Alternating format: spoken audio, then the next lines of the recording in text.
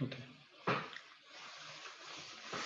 तो इससे पहले जो क्लास थी उसमें आपने देखा,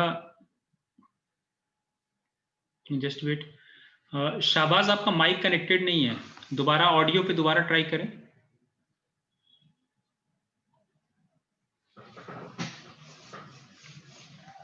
जस्ट वेट।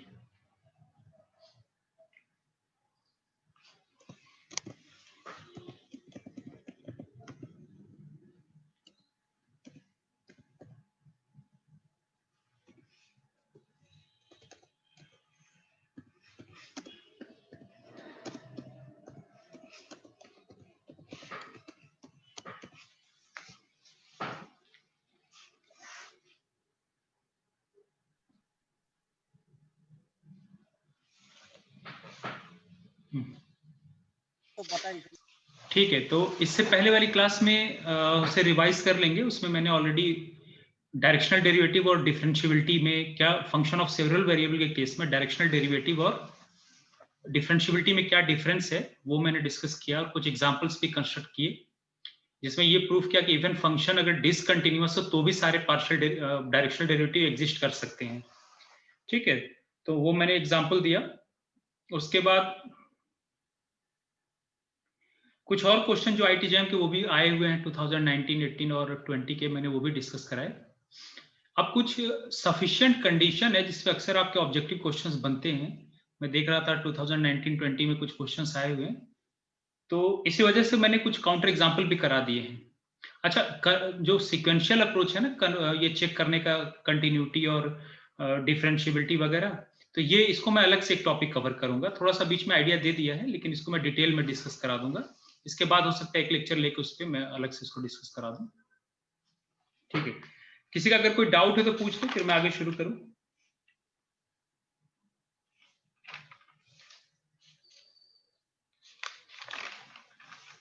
तो चलो पहले एक क्वेश्चन और करते हैं, उसके बाद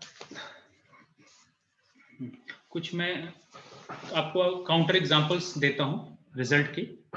तो लेकिन उससे पहले एक क्वेश्चन है जो कि 2018 का आईटीजेम का आया हुआ है, पहले मैं वो डिस्कस करा दूं। ठीक है, ऑनलाइन रहते हैं तो अच्छा लगता है पढ़ाना।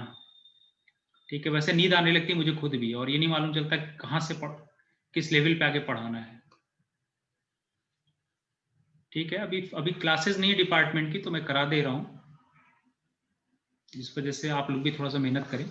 वैसे तो रिकॉर्डेड लेक्चर में कोशिश करता हूँ कि डाल दूँ, आपको जब मौका मिले तो पढ़ लें, लेकिन कभी कभी कुछ टेक्निकल प्रॉब्लम की वजह से हो सकता है लेक्चर रिकॉर्ड ना हो पाए।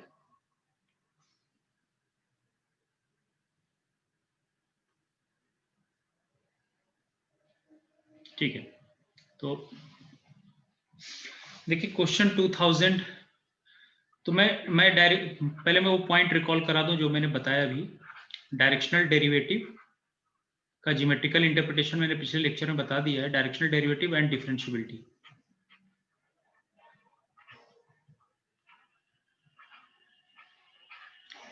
तो आज बेसिकली जो मुझे डिस्कशन कराना है वो कुछ प्रीवियस ईयर पेपर्स, फिर जो डिफरेंशियबिलिटी के लिए जो सफिशिएंट कंडीशन है वो मैं डिस्कस करूंगा, और उसके बाद कुछ सफिशिएंट कंडीशन जो है, और फिर ऐसा करेंगे कि नेक्स्ट लेक्चर में मैं ये एडवांस कैलकुलस का ये पोर्शन जो है,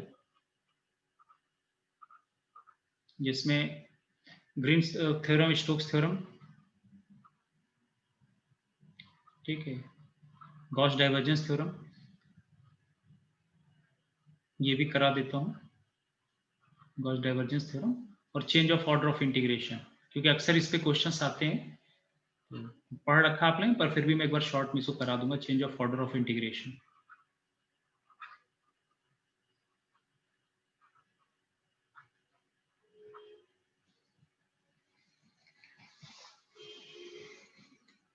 तो पहले एक मैंने अभी एग्जाम्पल जो कंस्ट्रक्ट किया था, उसमें एग्जाम्पल को दोबारा लिख दो कि उस एग्जाम्पल में क्या इंपॉर्टेंट।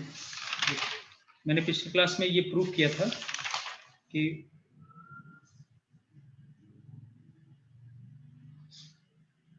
ये जो फंक्शन है F of x Y is equal to से Y by mod Y under root x square plus y square when y is not equal to 0 and 0 when y is equal to 0. So this one is a function which is continuous at 0 0. F is continuous at origin. It has all directional derivative.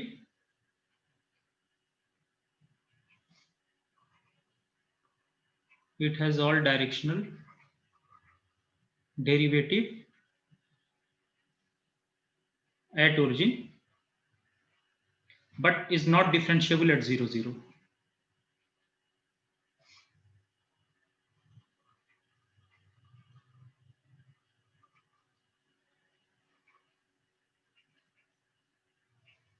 ठीक है, बहुत अच्छा example है कि direction देखो, function of single variable के case में अलग था। वहां क्या था कि फंक्शन ऑफ सिंगल वेरिएबल में डिफरेंशियबिलिटी को जो एक्सटेंड किया गया, उसके जो डेफिनेशन को इवन इसमें सॉरी वहां पे क्या था, अच्छा ये रिजल्ट कि डिफरेंशिएबल फंक्शन ऑलवेज कंटिन्यूअस हो, तो चाहे फंक्शन ऑफ सिंगल वेरिएबल और सेवरल वेरिएबल हर जगह होल्ड करेगा।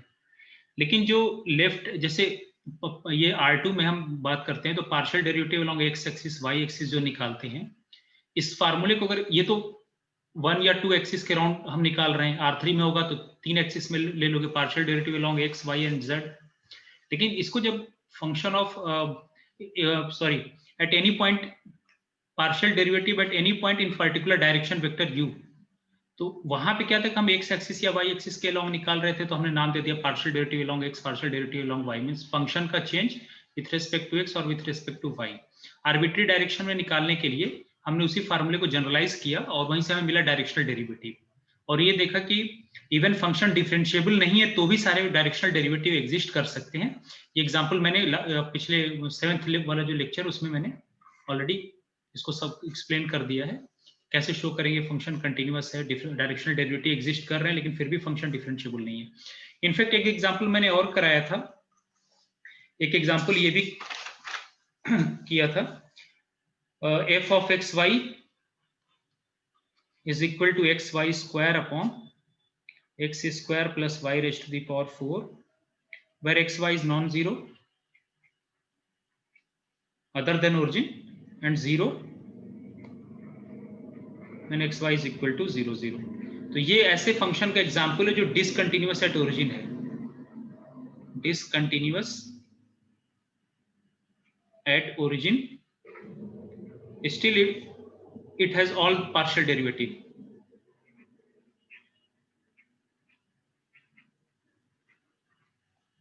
तो इसको भी एक्सप्लेन कर दिया पिछले लेक्चर में, रिवाइज कर लें पार्शियल डेरिवेटिव्स।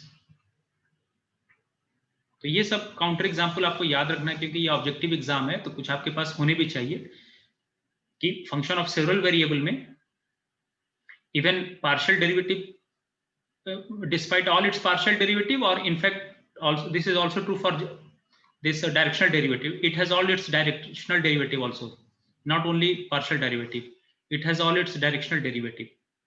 यहाँ ये भी कर लें डायरेक्शनल डेरिवेटिव, क्योंकि 2019 में एक क्वेश्चन आया हुआ है जिसमें ये पूछा हुआ है कि तो अगर फंक्शन डिफरेंशिएबल तो सारे डायरेक्शनल डेरिवेटिव एग्जिस्ट करेंगे, लेकिन अगर फंक्शन डिफरेंशिएबल नहीं है तो भी सारे डायरेक्शनल डेरिवेटिव एग्जिस्ट कर सकते हैं। तो ये एग्जांपल, इवन फंक्शन अगर डिसकंटिन्यूअस है तो भी सारे पार्शियल डेरिवेटिव एग्जिस्ट कर सकते हैं। ठीक है, तो ये दो एग्जांपल आपको बता दिया। अब आते हैं, आगे बढ़ते हैं इसमें। तो एक क्वेश्चन है 2000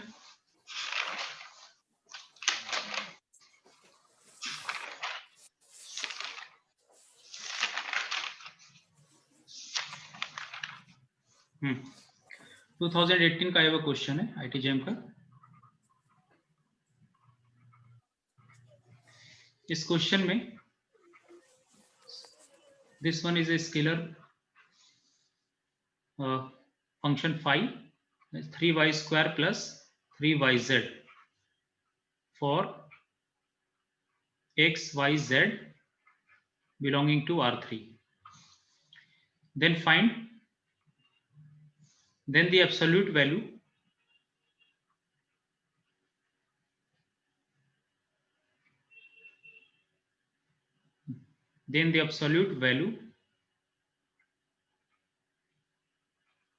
of the directional derivative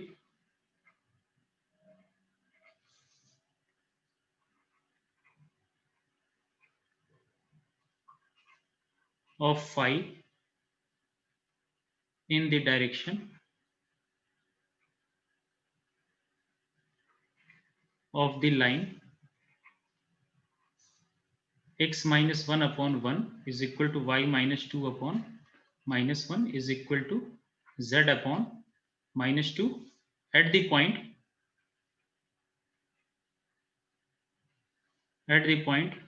1 minus 2 1 is, ये पूछा हुआ है क्वेश्चन, देखिए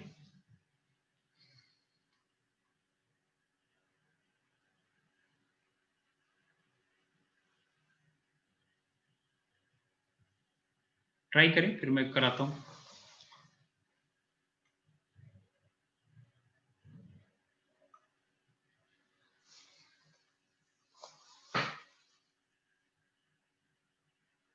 तो कोई स्केलर फील्ड दे रखा है, तो आपको बताया था कि इस ये डायरेक्शनल डेरिवेटिव जो होता है ये बेसिकली क्या, अगर फंक्शन डिफरेंशिएबल है तो उसके ग्रेडियंट का और जो यूनिट वेक्टर है इन दोनों का डॉट प्रोडक्ट क्या होता है, डायरेक्शनल डेरिवेटिव। ठीक है, तो जब डायरेक्शनल डेरिवेटिव कंप्यूट करते हैं तो एक कोई पॉइंट दिया होता है और किसी डायरेक्शन के अबाउट कंप्यूट करते हैं ना, कोई पॉइंट दे रखा है से ए बी और हम किसी डायरेक्शन के अबाउट डायरेक्शनल डेरिवेटिव कंप्यूट करते हैं। तो ये देखो, ये लाइन का इक्वेशन है ना, let phi of x y z equal to 3y square plus 3yz for x y z belonging to R3, then the absolute value of the directional derivative कोई रियल नंबर होगा, directional derivative of phi in the direction of the line, this direction इस line से govern हो रहा है at the point 1 minus 2 1। ठीक है, तो देखो ये तो कार्टेशियन फॉर्म में लाइन का इक्वेशन दे रखा है, तो अगर स्टैंडर्ड इक्वेशन 3 डायमेंशनल में लाइन का क्या होता है, a line passing through say point A x minus a upon L equal to y minus b upon m is equal to z minus c upon n। ये किसका equation है, equation of line passing through A B C whose direction ratios are element. हालांकि element मैंने notation use कर लिया पर जरूरी नहीं ये डायरेक्शन कोसाइंस हो, मैंने this is equation of line passing through point A, B, C and having direction ratios as element। और आपको मालूम है कि लाइन का dr क्या होता है, लाइन के direction ratios along the line होते हैं, जबकि प्लेन के direction ratios perpendicular to the plane होते हैं।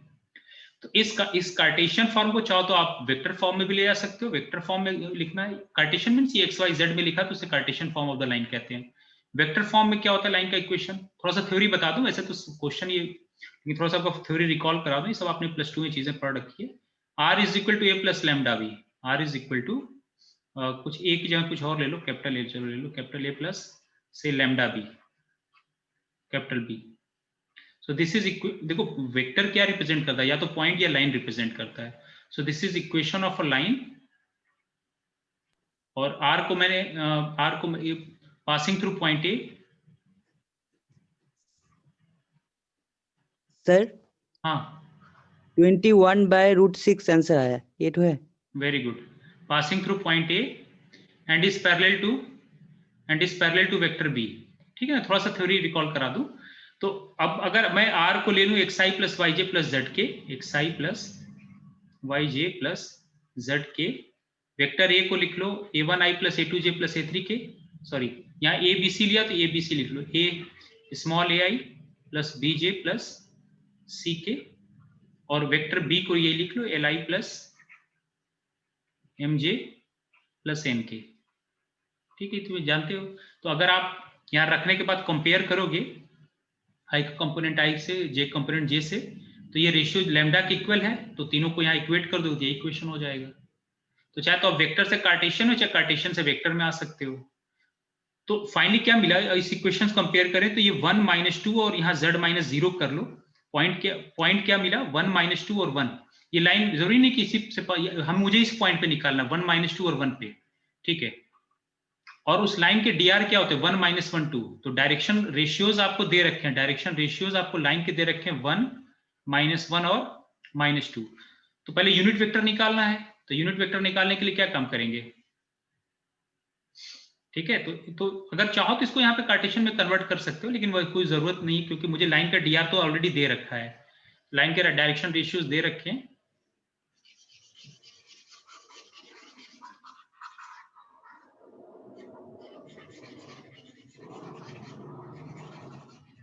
ठीक है, तो इस तरह भी दे सकता है कि आपको कोई एक लाइन का इक्वेशन दे के पूछे किसी पॉइंट पे, तो उस लाइन के इक्वेशन से क्योंकि मुझे ये मालूम है कि ये जो लाइन का इक्वेशन है, ये जो r is equal to a plus lambda b लिखते हैं, ए प्लस लैम्डा बी, तो ये वेक्टर r जो ये जो लाइन है ये b के पैरेलल होता है ना, a से पास करता है और b के पैरेलल टू b। तो यहाँ पे जब इसको इधर ले आके, तो ये b जो होता है वो ये चीज होती है। ठीक है, तो इसके पैरेलल है, जब लाइंस पैरेलल तो उनके dr क्या होते हैं, प्रोपोर्शनल होते हैं। तो यहां से 1 -1 -2 है, लेकिन ये यूनिट वेक्टर नहीं है, तो क्या करेंगे, इसमें इसके मैग्नीट्यूड से डिवाइड कर दो, तो 1 अपॉन कितना हो जाएगा, under root 1 square plus -1 whole square plus -2 whole square. ठीक है, कॉमा -1, तो ये कितना आ जाएगा नीचे 3 आएगा, 1 + 1 2 प्लस 1 है ना, 1 -1 और -2, ठीक लिखा है मैंने, सॉरी 2 है यहाँ, x -1 अपॉन 2 लिखा हुआ है, करेक्शन कर लें, 2 है तो ठीक है, इसे 2 कर लिया, ये हो जाएगा पहला 2 अपॉन 2 स्क्वायर 4 + 4 8 और 1 9, तो √3 हो, मतलब 3 हो जाएगा, सो -1 अपॉन 3 और लास्ट वाला कितना हो जाएगा -2 अपॉन 3। तो ये आपके इन जनरल वेक्टर एक कैप जो आया वो कितना आया, 2 अपॉन 3 आई प्लस -1 अपॉन 3 जे प्लस -2 अपॉन 3 के, ये आ गया वेक्टर ये हुआ। और अब आपको ग्रेड एफ निकालना है, तो इस फंक्शन को x के रेस्पेक्ट पार्शियली, y के रेस्पेक्ट और z के रेस्पेक्ट डिफरेंशिएट कर दें। तो डेल एफ का फार्मूला क्या होता है, डेल फाई होता है I del F by del X I plus J, sorry phi दे रखा तो फाई से डिनोट कर दें, फाई और phi J, phi del phi by del के del Y plus K del phi by del Z.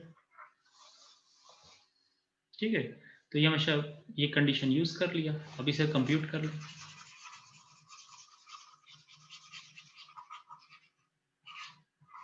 Doubt तो नहीं है ना किसी को, कहीं कुछ गलत होगा तो आप बीच में बोल सकते हैं, अक्सर कैलकुलेशन वगैरह में हो जाता है कि मैं पूरा स्टेप सॉल्व करके नहीं रखता हूं, तो हो सकता है तो वो नेक्स्ट लेक्चर में सही करा दूंगा अगर कभी ऐसा होता है तो। ठीक है, तो अब क्या निकालना है, तो डेल फाई कितना हो गया, डेल फाई की अगर बात करें तो आई फाई को एक्स के रेस्पेक्ट में पार्शियली, तो देखो इसमें एक्स का कोई कंपोनेंट है नहीं, तो ये कितना हो गया 0 आई प्लस, और y के रेस्पेक्ट में डिफरेंशिएट करना पार्शियली, तो z को क्या ट्रीट करें, कांस्टेंट, 3y स्क्वायर का कितना हो गया 6y प्लस 3z, हाँ ये j हो गया, और z के रेस्पेक्ट जब इसको डिफरेंशिएट 3y स्क्वायर का डेरिवेटिव 0, क्योंकि y x को कांस्टेंट ट्रीट करेंगे, तो यहाँ से कितना गया 3y। ठीक है, 3y के कैप। अब डेल फाई की वैल्यू देखो, ये जो होता है ना, एक यहाँ गलत मैंने लिख दिया, del phi at p naught होता है, तो उसका फिर डायरेक्शनल डॉट प्रोडक्ट लेते हैं ए के साथ, डॉट प्रोडक्ट स्केलर क्वांटिटी होता है, तो ये डेल फाई एट किस पॉइंट पे निकालना, 1 -2 1 ये कंप्यूट करके और फिर दोनों का डॉट प्रोडक्ट ले लेना, आई का आई, जे का जे और के का के से। अब चाहो तो इसमें रख लो, कर लेंगे आप लोग, छोड़ दो इसे, -9j -6 के कैप, क्या कितना आया, -9j -6 के कैप। ठीक है, इसको मैं लिख सकता हूँ 0i -9j -6 के कैप। तो देखिए डेल फाई हो गया, और डेल फाई एट 1 -2 1, सॉरी हाँ 1 -2 1, इसको इसका डॉट प्रोडक्ट ले लिया यूनिट वेक्टर एक कैप के साथ, तो कितना हो जाएगा, आई का कंपोनेंट यहाँ 0 है, और यहाँ आई का कंपोनेंट कितना है 2/3, तो 0 × 2/3 प्लस यहाँ जे का कंपोनेंट -9, और यहाँ पे जे का कंपोनेंट कितना -1/3 प्लस यहाँ 6 का के का कंपोनेंट -6, और यहाँ पे कंपोनेंट कितना -2/3। तो ये सब कैलकुलेशन आप जानते हैं, तो फाइनल कितना आ गया 7। तो 7 आंसर होगा। ठीक है,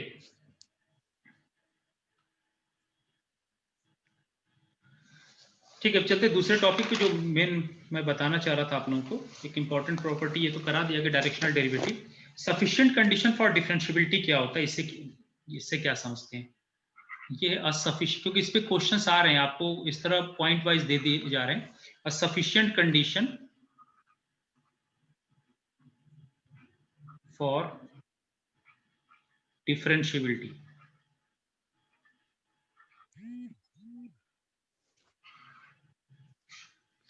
सफिशिएंट कंडीशन फॉर डिफरेंशिएबिलिटी, तो देखो इसमें एक थ्योरम है, ये जो एस सी मलिक बुक है ना, इसमें पेज नंबर 502 पे दे रखा है, न्यू बुक से 502 पे एक थ्योरम दे रखा है कि if A be a point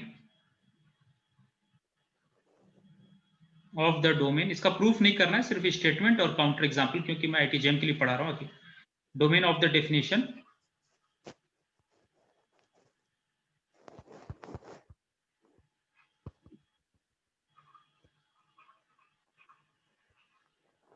such that first partial derivative along x is continuous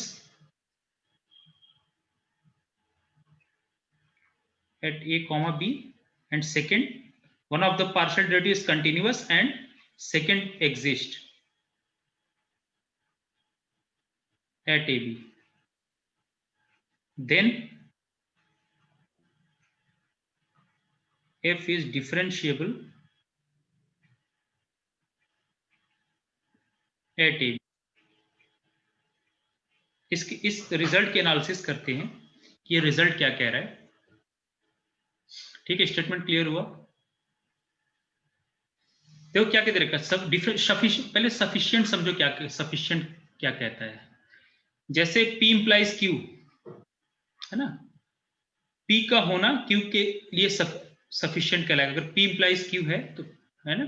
जैसे समझाने के लिए ऐसे समझो कि जैसे डिफरेंट, अगर कोई फंक्शन ऑफ सिंगल वेरिएबल की बात करो, हालांकि ये तो चाहे सिंगल वेरिएबल चाहे हर जगह ट्रू है, डिफरेंशिएबिलिटी इंप्लाइज कंटिन्यूटी, सही है। कोई फंक्शन अगर डिफरेंशिएबल होगा तो कंटिन्यूअस ऑलवेज होगा, तो फंक्शन का डिफरेंशिएबल होना सफिशिएंट है कंटिन्यूटी के एग्जिस्टेंस के लिए। एम आई राइट?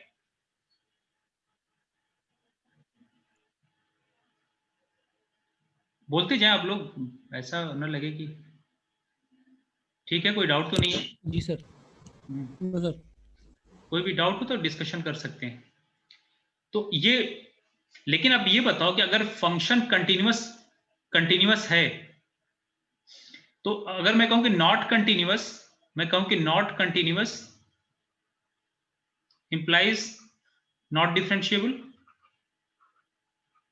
अगर कोई फंक्शन कंटिन्यूअस ही नहीं है तो डिफरेंशिएबिलिटी चेक करने की जरूरत ही नहीं है। ठीक है, P इंप्लाइज Q और negation of Q implies negation of P। तो डिफरेंशिएबल फंक्शन कंटिन्यूअस ऑलवेज होगा, कंटिन्यूअस नहीं है तो डिफरेंशिएबल आगे चेक करने की जरूरत ही नहीं है।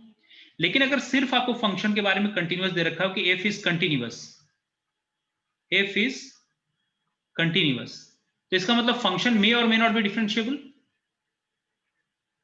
जी सर। मे और मे नॉट बी डिफरेंट। देखिए इसको सही से समझिए, बहुत अच्छा एग्जांपल है ये, स्टेटमेंट बहुत इंपॉर्टेंट। अक्सर इसमें लोग गलत कर देते हैं, जब ऑब्जेक्टिव में ऑप्शंस होते हैं ना और काउंटर एग्जांपल नहीं होते, नहीं एनालिसिस करेंगे तो गलत हो जाएगा। जैसे पिछली बार क्वेश्चन आया वो डायरेक्शनल डेरिवेटिव पार्शियल डेरिवेटिव का, तो अगर फंक्शन डिफरेंशिएबल तो उसके सारे पार्शियल डेरिवेटिव एग्जिस्ट करेंगे, इनफैक्ट सारे डायरेक्शनल डेरिवेटिव एग्जिस्ट करेंगे। लेकिन अगर फंक्शन डिफरेंशिएबल नहीं है तो डायरेक्शनल डेरिवेटिव मिल भी सकते, नहीं भी।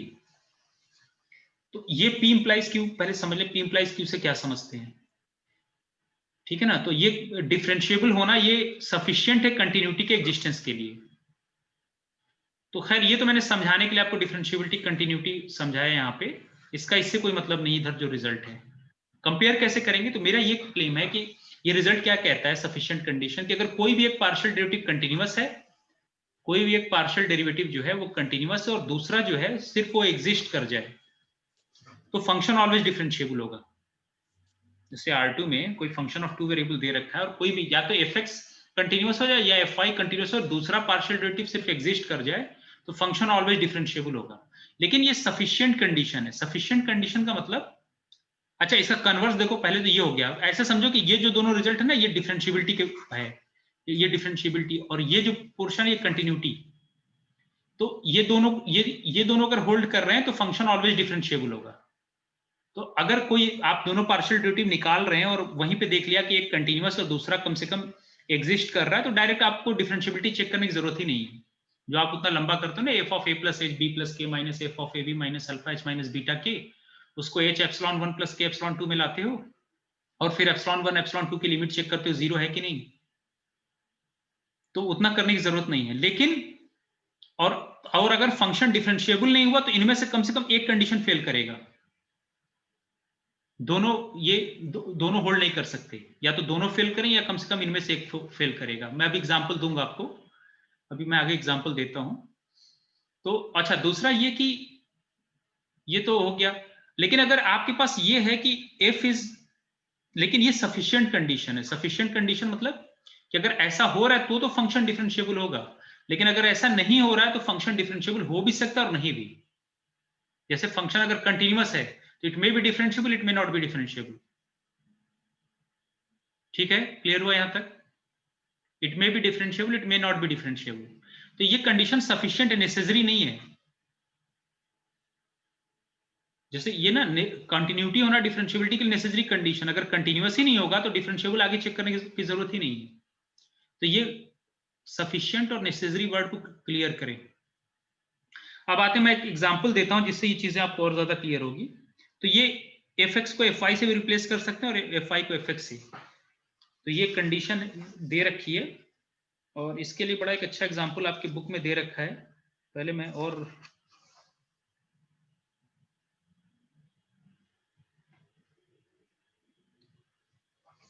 देखो, तो मैं इस पेज को सेव कर देता हूं। अभी मैं इस रिजल्ट को दोबारा एक काउंटर एग्जांपल पहले एक देता हूं। जैसे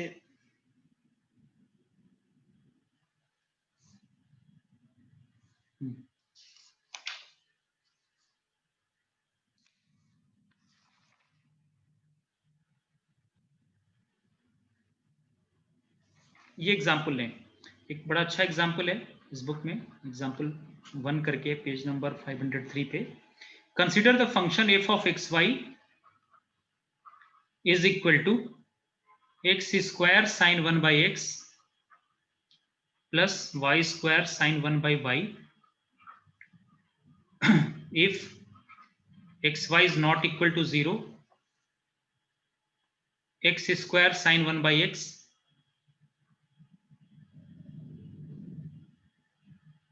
if x is not equal to 0 and y is equal to 0, y square sin 1 by y if x equal to 0 and y is not equal to 0, and fourth case 0 if x y both 0। ये एक function है, ठीक है ना, यहाँ function है। तो ये एक फंक्शन दे रखा है,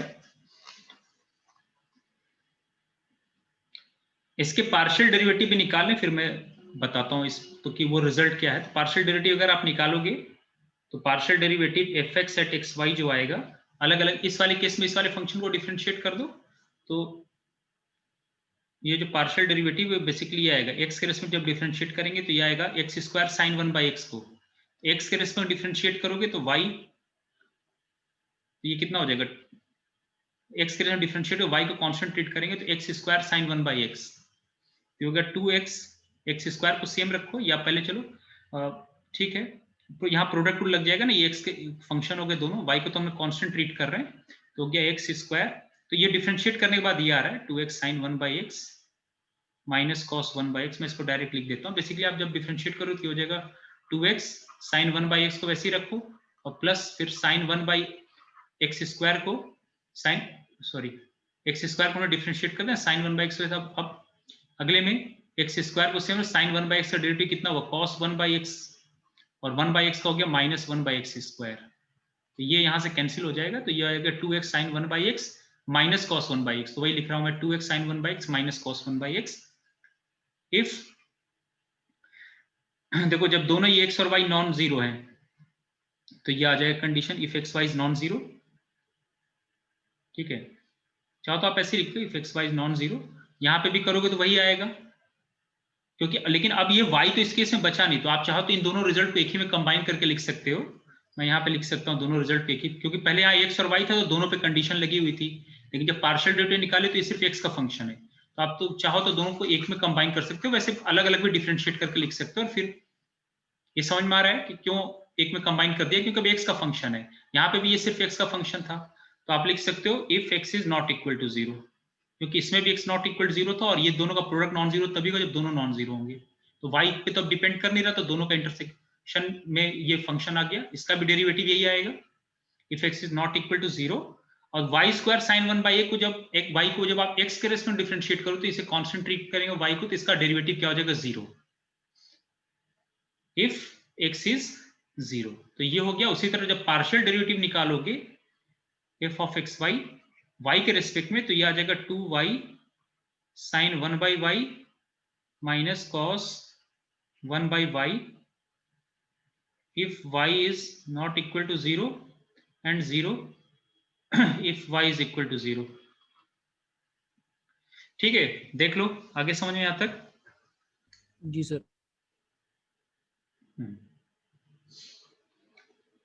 अब पहले ये देखो ये फंक्शन कंटिन्यूअस है कि नहीं,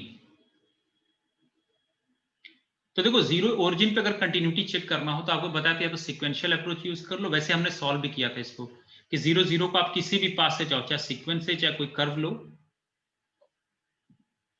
जैसे अगर सीक्वेंस लोगे तो एक्सएन स्क्वायर, यहाँ पे देखो ये जो टर्म है ना, अगर ओरिजिन पे चेक करना है मुझे, तो ओरिजिन पे इसकी कंटिन्यूटी चेक करनी है, तो 0 0 पे तो वैल्यू जीरो, इसकी लिमिट भी जीरो आनी चाहिए, तो x 0 0 को आप चेक कोई भी पाथ चूज करो एक्स एन वाई एन जो जीरो को कन्वर्ज करे, उसके लिए ये जो टर्म है ना x square sine 1 by x, तो ये इसको लिख दोगे आप x n square sine 1 by x n plus y n square sine 1 by y N.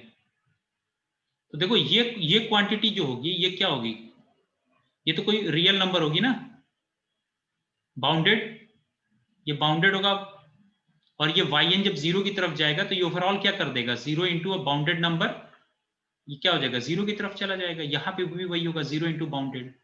और अगर कंटिन्यू पाथ वाला मेथड है तो पाथ वाले में ऑलरेडी आपको बताया था कि x square sine 1 by x क्या होता है, x to the power alpha sine 1 by x जो होता है वो कंटिन्यूअस होता है for alpha greater than zero, आपको याद होगा, पीछे करा चुका हूं मैं। ठीक है, तो ये भी उसी तरह ये भी कंटिन्यूअस है, जब भी आप कोई sequence x and y n लोगे जो 0 0 को, तो ये भी किसको कन्वर्ज कर जाएगा, जीरो को कन्वर्ज करेगा, क्योंकि ये टर्म बाउंडेड हो जाएगा और ये टर्म क्या हो जाएगा, जीरो को जा रहा है। उसी तरह ये टर्म जीरो को जा रहा है, ये बाउंडेड, तो जीरो इंटू बाउंडेड क्या हो जाएगा, जीरो। और अगर यहाँ लोगे ये x square sine 1 by x, तो यहाँ पे लिमिट ऐसे कह सकते हो कि ये टर्म क्या होगा, फाइनाइट, इसकी value plus minus 1 less than equal to sine 1 by x is less than equal to 1 होगी, और एक्स स्क्वायर जब लिमिट लोगे तो जीरो इंटू फाइनाइट नंबर क्या हो जाएगा, ये जीरो कर देगा। जब भी एक्स पे power greater alpha greater than zero है तो हमेशा जीरो इंटू फाइनाइट इसको जीरो कर देगा, तो इस पे भी वैल्यू जीरो मिलेगी। उसी तरह इन दोनों में भी, तो ये क्लियर कट दिख रहा है फंक्शन क्या है, कंटिन्यूअस। या जो आपका एप्सिलॉन डेल्टा मेथड उससे भी प्रूव कर सकते हो कि कोई भी फंक्शन लेके चलो, जो भी केस है x square sine 1 by x plus y square sine 1 by y, मान लो ये फंक्शन लेके चलते हैं और जीरो इसकी लिमिट क्लेम करनी है, तो इसका मॉड क्या होगा, साइन 1 बाई एक्स की मैक्सिमम वैल्यू 1, ट्रायंगल इंटीग्रल से ब्रेक कर लो तो mod of X square plus mod of Y square, और ओरिजिन पे चेक करना है mod of X minus zero less than delta, mod of Y minus zero less than delta दे रखा है, स्क्वायर करके यहाँ ऐड करोगे तो लेस देन ये स्ट्रिक्टली 2 डेल्टा स्क्वायर हो जाएगा, इसको एप्सिलॉन कंसीडर कर लो तो डेल्टा एप्सिलॉन में रिलेशन मिल जाएगा। तो ये टेक्निक मैं ऑलरेडी पीछे सब डिस्कस करा चुका हूँ, या तो आप सिक्वेंशियल से कर लो, या क्वेश्चन ये है कि मैं डिफरेंशिएबिलिटी से पार्शियल डेरिवेटिव निकाल कर कैसे चेक करें कि डिफरेंशिएबिलिटी के बारे में कुछ कह सकते हैं कि नहीं। तो फंक्शन तो कंटिन्यूअस है, ठीक है, यहां तो कोई डाउट नहीं कि फंक्शन कंटिन्यूअस है। What about partial derivative,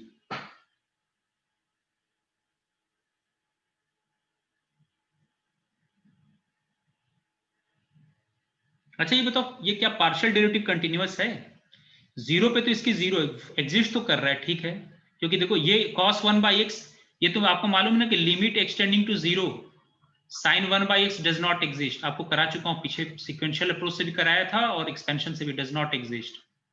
similarly limit y tending to 0 cos 1/x does not exist, करा चुका हूं। तो ये टर्म जो है ना, जब x जब 0 को जाएगा तो ये एग्जिस्ट नहीं करेगा। तो अगर ये fx ये पार्शियल डेरिवेटिव कंटिन्यूअस होता तो 0 पे इसकी वैल्यू 0 है, तो एक्सटेंडिंग टू 0 पे इससे भी क्या आना चाहिए था, 0 आना चाहिए था। लेकिन इसकी वजह से, क्योंकि ये फंक्शन डिसकंटिन्यूअस है, fx और सेम प्रॉब्लम fy में, both partial derivative fx xy comma fy at xy are not continuous at origin, are not continuous at origin। ये क्लियर हुआ? एग्जिस्ट कर रहे हैं दोनों, ये एक ही जगह फेल कर रहा था, x इक्वल टू 0 पे, लेकिन वो तो x नॉट इक्वल टू 0 पे तो डिफाइन एग्जिस्ट तो कर रहे हैं। लेकिन जो fx की limit x y tending to 0 0 fx xy, इसकी वैल्यू 0 के इक्वल नहीं आ रही, तो ये दोनों पार्शियल डेरिवेटिव कंटिन्यूअस नहीं है, ये दोनों पार्शियल डेरिवेटिव कंटिन्यूअस नहीं है। ठीक है, जी सर। दोनों पार्शियल डेरिवेटिव कंटिन्यूअस नहीं है। लेकिन ये इंटरेस्टिंग आएगा कि ये जो f है ना, ये डिफरेंशिएबल भी है, ये सिर्फ कंटिन्यूअस नहीं, ये फंक्शन डिफरेंशिएबल भी। अब देखो कैसे, तो वो जो मैंने बताया ना कि अगर फंक्शन डिफरेंशिएबल तो इसके पार्शियल डेरिवेटिव एटलीस्ट एक उनमें से कंटिन्यूअस होगा और दूसरा एग्जिस्ट करेगा। लेकिन इसका कन्वर्स ट्रू नहीं है, आई मीन ये कन्वर्स, ये सफिशिएंट कंडीशन नेसेसरी नहीं है। यहां देखो एक ऐसा एग्जांपल दे रहा हूं जिसमें दोनों पार्शियल डेरिवेटिव कंटिन्यूअस नहीं है, उसके बावजूद ये फंक्शन क्या है, डिफरेंशिएबल।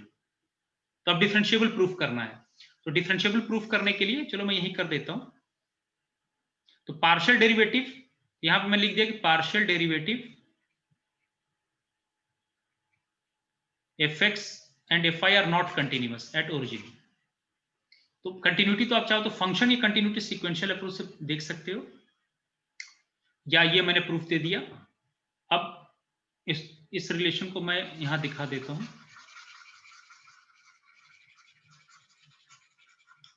सीक्वेंस वाला सीक्वेंशियल अप्रोच को मैं एक लेक्चर अलग से लेकर थोड़ा सा और डिटेल समझा दूं, कुछ और एग्जांपल करा दूंगा तो आपको और क्लियर हो जाएगा। एक आसान तरीका होता है कैसे मालूम करेगी।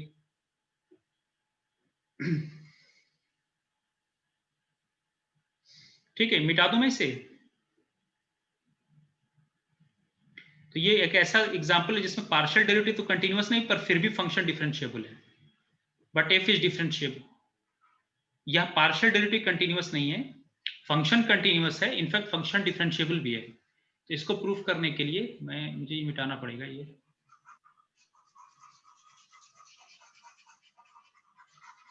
तो ये एक दो एग्जांपल मैं इसलिए करा दे रहा हूँ ना कि ये एग्जांपल अगर आपको याद रहेंगे तो वहां स्टेटमेंट इस तरह से आते हैं, क्योंकि अगर आप एग्जांपल पे वर्कआउट नहीं करो तो वहां ऑन स्पॉट एग्जांपल कभी भी कंस्ट्रक्ट करना टफ होता है। तो इससे क्या होता है, आपको एक आइडिया मिल जाएगा कि हाँ ये थ्योरम सफिशिएंट कंडीशन क्या है और नेसेसरी कंडीशन क्या है, उसको समझाने के लिए एग्जाम्पल मैं करा रहा हूँ।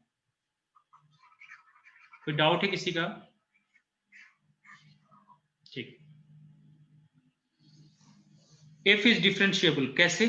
मेरा क्लेम है कि f is differentiable eight origin. तो अगर f डिफरेंशिएबल तो क्या बताया था आपको टर्म, क्या करना है आपको ये लेके चलना है f at 0 plus h 0 plus k minus f at 0 0 minus alpha h minus beta k, जहां अल्फा h और बीटा के, अल्फा और बीटा क्या partial derivative along x and y, ये टर्म लेके चलते थे। इसको ब्रेक करना है h epsilon 1 plus k epsilon 2 में, और लिमिट h के टेंडिंग टू 0 0 पे एप्सिलॉन 1 एप्सिलॉन 2 की लिमिट अगर 0 आ गई तो फंक्शन क्या हो जाएगा, डिफरेंशिएबल। तो इतने टर्म को लेके चलना, लेकिन इसमें रिक्वायरमेंट है अल्फा और बीटा को पहले कंप्यूट करना होगा। तो अल्फा क्या होता है, del F by del x at 0 0। तो इसे कंप्यूट कर लो, कितना आ जाएगा, ये हो जाएगा F at 0 plus H 0 minus F at 0 0 upon H, और लिमिट ले लो एच टेंडिंग टू 0। बताओ कितना आएगा पार्शियल डेरिवेटिव अल्फा?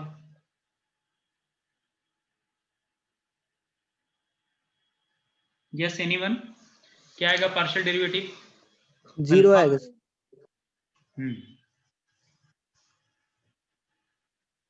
0 आएगा। क्यों जीरो आएगा देख लो, या तो फार्मूले से देख लो पहले। चलो फार्मूले से देखो तो ये पहला स्लॉट ये पहला स्लॉट नॉन जीरो, दूसरा जीरो, कौन सा है? ये वाला फंक्शन हुआ, यही हुआ ना, पहला स्लॉट नॉन जीरो, दूसरा क्या? Zero. X square sign 1/x में इसको किससे रिप्लेस कर दो? H square sine 1/h, x को एच से रिप्लेस कर दो, माइनस, और जीरो जीरो पे फंक्शन की वैल्यू कितनी है? Zero upon h, limit h tending to zero. ये क्या हो गया? Limit h tending to zero h sine 1/h। और ये मालूम है आपको, ये फाइनाइट क्वांटिटी इंटू जीरो क्या कर देगा? जीरो। तो अल्फा कितना गया? जीरो। उसी तरह बीटा भी कंप्यूट करना, बीटा भी जीरो आ जाएगा। क्या इस फंक्शन को देख के बता सकते हो डायरेक्टली अल्फा कैसे निकालेंगे बिना ये फार्मूला यूज किए हुए? अल्फा क्या होता है? Partial derivative along x axis. तो एक्स एक्सिस के थ्रू जब आप मूव करोगे तो वाई को क्या ट्रीट करते हैं? कांस्टेंट।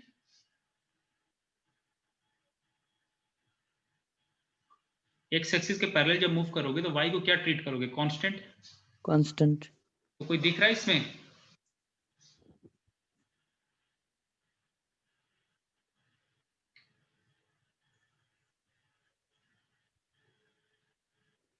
चलो इस पे सोचना आप लोग।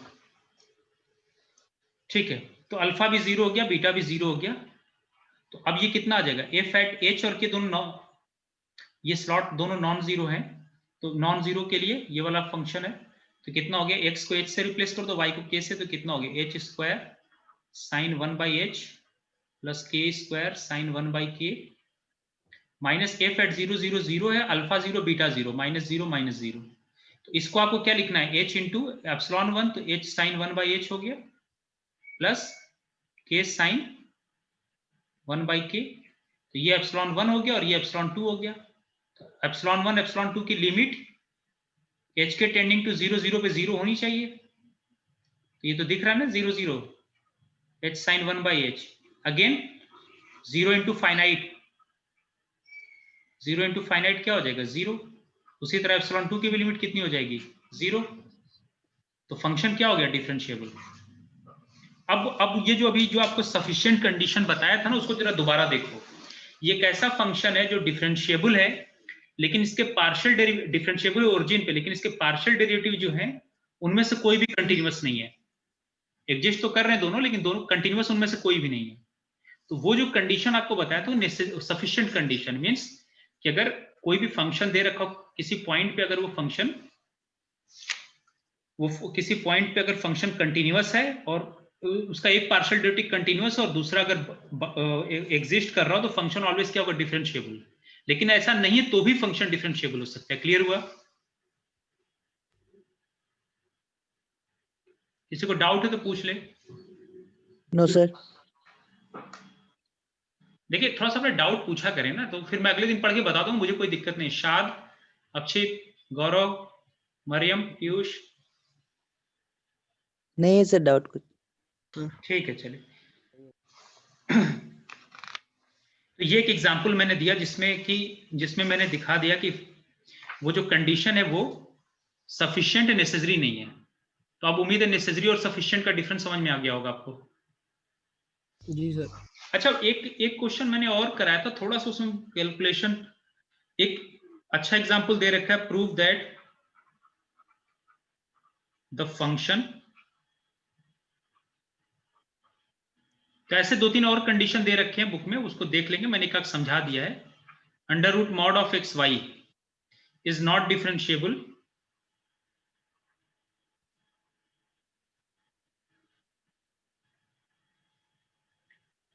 at origin, but fx fy both exist at origin and have value 0, but partial derivative fx fy exist at origin and have the value 0.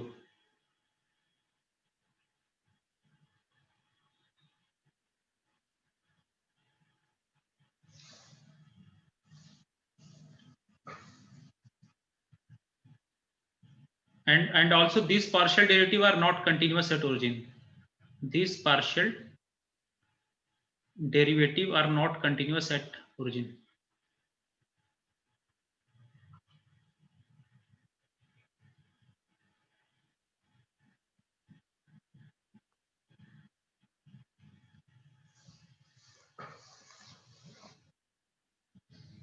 Origin को छोड़ के बाकी जगह ये फंक्शन इसके पार्शियल डेरिवेटिव कंटीन्यूअस है, लेकिन ओरिजिन पे क्लेम है कि ये इसके पार्शियल डेरिवेटिव कंटीन्यूअस नहीं है। ठीक है, तो हालांकि इसको हम लोगों ने पहले भी किया था, पर वहां पे थोड़ा सा कंप्लीट इंफॉर्मेशन नहीं दे पाया था मैं। बताएं कैसे करेंगे। fx equal to under root mod x Y.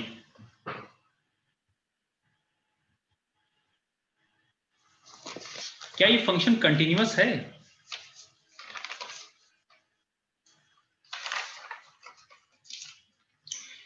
Continuous तो है ये फंक्शन, कोई डाउट है किसी को? कंटिन्यूअस है सर।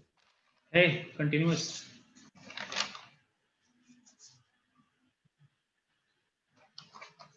कोई और हिंट देना चाहेगा कुछ?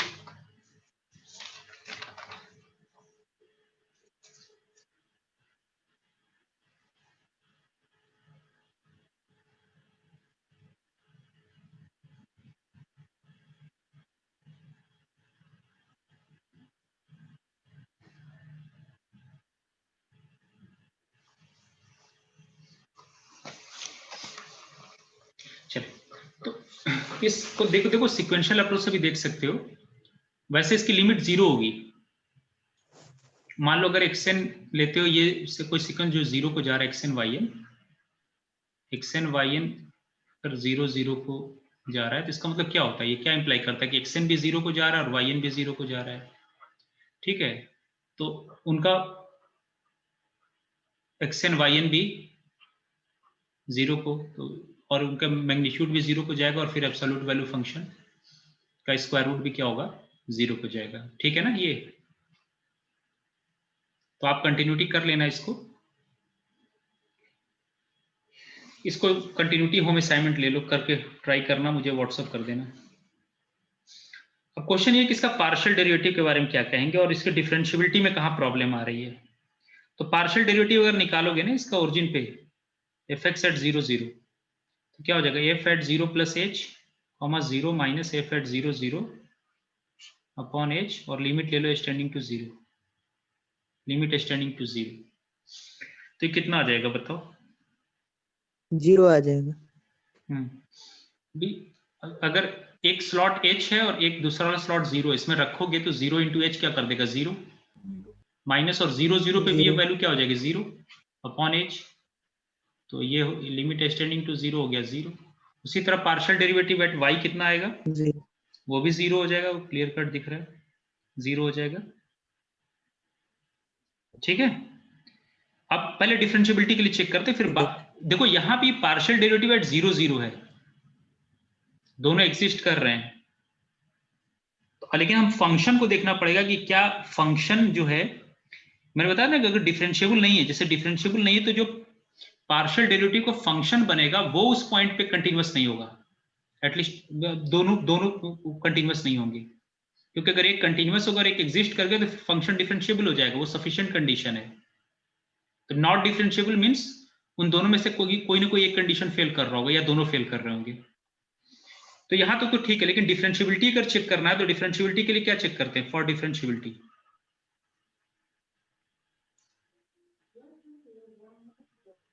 कंटिन्यूटी तो फंक्शन की बात करेंगे ना, ये तो पार्शियल डेरिवेटिव 0 0 तो एक रियल नंबर होगा ना, वो अभी पार्शियल डेरिवेटिव बाद में निकालेंगे, पहले डिफरेंशियबिलिटी एट 0 0 चेक करो। तो सॉरी, डिफरेंशियबिलिटी तो F at 0 plus H 0 plus K minus F at 0 0 minus alpha H minus beta K, ये कितना हो जाएगा? F at 0 plus H 0 plus K लेके चलोगे तो कितना हो जाएगा? Under root H K, under root absolute value of H K minus F at 0 0 0 है, माइनस ये 0 और ये भी 0, तो ये बच गया under root h square, under root H k.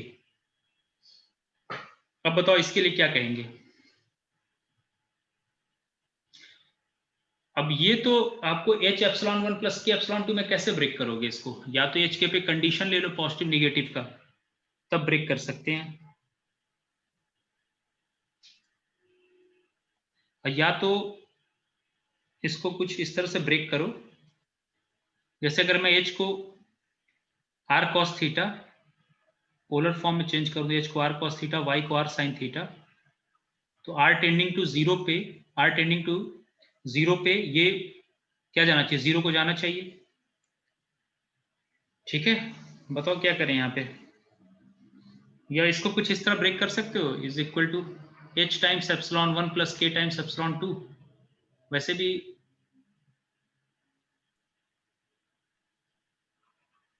अब यहाँ पे दो केस बनाना पड़ेगा कि जैसे h अगर कॉमन लेते हो इससे, तो अब ये डिपेंड करेगा कि h पॉजिटिव है कि निगेटिव, दो केसेस लेके ब्रेक करना पड़ेगा यहाँ पे, मुझे लगता है जो, क्योंकि h अगर अंदर जाएगा, और दूसरी बात ये मॉड एच के को लिख सकते हो ना, ये अंडर रूट एच स्क्वायर जो होता है ये मॉड एच होगा।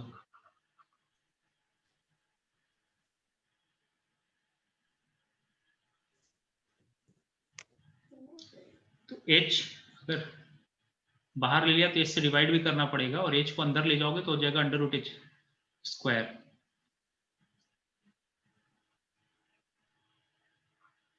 ठीक है, क्या इसको मैं लिख सकता हूँ इस तरह, h under root h mod of k, और ये हो जाएगा अंडर रूट ये h स्क्वायर।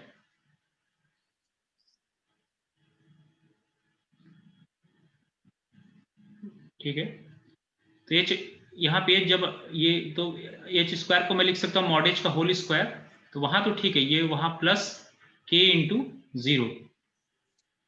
तो अब आपको इसकी लिमिट चेक करनी पड़ेगी।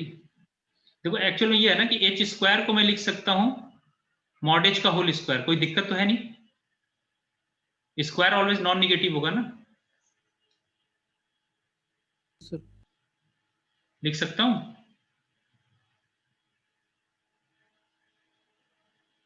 जी सर।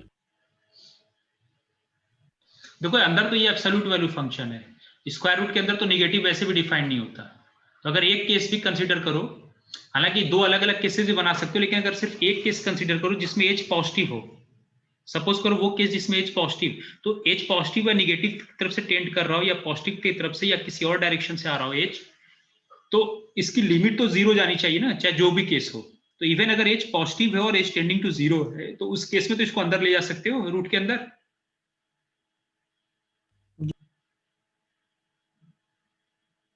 ठीक है, अगर चलो यहाँ पे ये अगर मान लो h ग्रेटर देन 0 है और h टेंडिंग टू 0, सपोज करो मैं ये केस ले लेता हूँ, सेकंड केस डिस्कस करने की जरूरत है, जब पहले केस में फेल हो रहा है तो दूसरे केस को डिस्कस करने की जरूरत नहीं है। तो यहाँ पे ये h टेंडिंग टू 0 है, तो तब तो मैं इस h को अंदर ले आ सकता हूँ। हालांकि यहाँ दो केसेस बनेंगे, लेकिन मेरा ये क्लेम है कि जब ये अगर इवन h ग्रेटर देन 0 लेके चलो और h टेंडिंग टू 0, तो मैं h स्क्वायर को या मॉड h स्क्वायर लिखूं कोई फर्क पड़ता नहीं, तो एक h अंदर ले गया तो h स्क्वायर हो गया, और इस h स्क्वायर को आप लिख सकते हो h into under root mod of k by mod of h whole square plus k times 0। एक k एक h और एक इससे कट जाएगा, इन जनरल ये क्या बचेगा, देखो मुझे तो फेल कराना है ना, तो कहीं एक केस में भी फेल हो गया तो फेल हो गया, थोड़ा सा इस तरह कैलकुलेशन आपको समझ में आ जाएगा। तो ये हो गया h into under root mod k upon mod h, mod k upon mod h plus k times 0। तो ये आपका एप्सिलॉन 1 हो गया, और ये हो गया एप्सिलॉन 2, ये एप्सिलॉन 1 एप्सिलॉन 2 हो गया। एप्सिलॉन 2 की लिमिट तो 0 जा रही, अब मुझे इसकी चेक करना है कि इसकी लिमिट भी अगर h के टेंडिंग टू 0 0 0 हो गई तो लिमिट एग्जिस्ट कर जाएगी, यही तो है। तो अब यहाँ पे ये जो आपका ये जो बना एप्सिलॉन 1 इज इक्वल टू है अंडर रूट, इसको चाहो तो एक में लिख दो k बाई h का मॉड, इसकी लिमिट h के टेंडिंग टू 0 0, h के टेंडिंग टू 0 0, इसकी लिमिट अगर 0 चली गई तो फिर फंक्शन डिफरेंशिएबल हो जाएगा। लेकिन मुझे तो दे रखा है कि ये फंक्शन तो डिफरेंशिएबल है नहीं, तो कहीं ना कहीं प्रॉब्लम, या तो इसकी लिमिट 0 नहीं जा रही या पाथ डिपेंडेंट हो रहा होगा। लेकिन मुझे लिमिट 0 दिखाना है, क्योंकि फार्मूले में h epsilon 1 plus k epsilon 2 जब लिखते हैं तो ये दोनों 0 जाना चाहिए डिफरेंशिएबिलिटी के लिए, सिर्फ पार्ट डिपेंडेंट होने से इंडिपेंडेंट होने से फर्क नहीं पड़ता। तो आप ये बताओ कि अगर ये यही है ना, एक तरह से क्या है, under root Y by X है, under root Y by X का मॉड है ये। तो अगर मैं h को k पुट कर दूं, sorry h equal to k ले लूं, h इक्वल टू k, तो k अगर 0 की तरफ जाएगा तो h भी 0 की तरफ जाएगा, ये पाथ ले लें तो ये लिमिट कितनी हो जाएगी, अंडर रूट 1 हो जाएगी। इस पाथ के लॉन्ग लिमिट क्या है 1। अगर इसकी लिमिट 0 होती तो आप चाहे किसी भी पाथ से उस पॉइंट को अप्रोच करो, लिमिट ऑलवेज क्या होती है 0। 0 0 पे अगर इसकी लिमिट 0 होती तो चाहे आप h इक्वल टू के रख लो या h इक्वल टू एम के रख लो, एम के, तो ये लिमिट कितनी हो जाएगी अंडर रूट 1/m। तो लिमिट m पे डिपेंड कर गई, तो डिफरेंट m के लिए डिफरेंट पाथ। तो ये 0 इस पाथ के लॉन्ग ये क्या है देखो 0 नहीं हुआ है ना, will not always converge to 0। तो यहां से क्या हो गया, function is not differentiable, F is not differentiable. तो अगर ये डिफरेंशिएबल होता तो एच चाहे निगेटिव साइड से टेंड कर रहा हो 0 को या राइट से, तो अगर सिर्फ ये दो पाथ भी ले लो, हालांकि 0 0 पे तो ये किधर से भी जा सकते हो, लेकिन तो एक्स एक्सिस के लॉन्ग भी जा सकते हो, इधर से भी जा सकते हो, ये भी पॉसिबिलिटी, ये भी पॉसिबिलिटी है। तो जब राइट से अप्रोच करोगे तो उस केस में भी तो इसको मैं अंदर ले जा सकता हूँ यहाँ पे, और इस फॉर्मेट में लिख सकता हूँ h epsilon 1 plus k epsilon 2, और इस फॉर्मेट में लिखते ही ये under root k by H जिसकी लिमिट 0 नहीं जाती, ये पाथ पे डिपेंड कर जा रहा है। अगर k equal to M H ले लो तो m पे डिपेंड कर जाएगा, अंडर रूट क्या हो जाएगा 1/m। तो डिफरेंट m के लिए different limit, hence limit of epsilon 1 hk tending to 0 is not 0, so this shows that function is not differentiable। तो ये एक अच्छा क्वेश्चन है। उस दिन असल मैंने इन जनरल कह दिया था कि h को आप अंदर ले आ सकते, इस तरह नहीं ले आ सकते ना जब तक अनलेस h पॉजिटिव हो, क्योंकि स्क्वायर रूट के अंदर निगेटिव चीज डिफाइन नहीं होती, और ऊपर मॉड h मॉड के दोनों क्या है पॉजिटिव।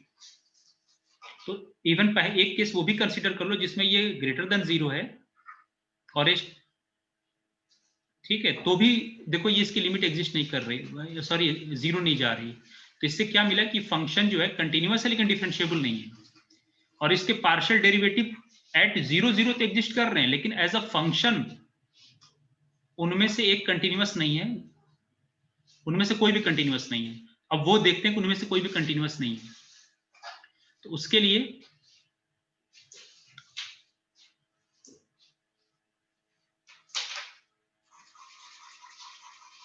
कोई डाउट है तो आप पूछ लें, कोई पॉइंट नहीं समझ में आया तो।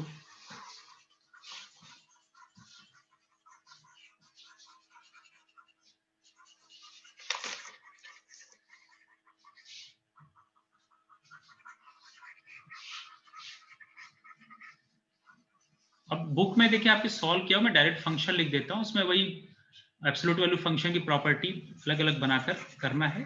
मैं सिर्फ ये दिखा दे रहा हूँ कि अगर इसको आप पार्शियली डिफरेंशिएट करो ना, तो मॉड एक्स का डेरिवेटिव क्या होता है मॉड एक्स बाई एक्स, उसको यूज करके अगर हम इसे पार्शियली डिफरेंशिएट करें,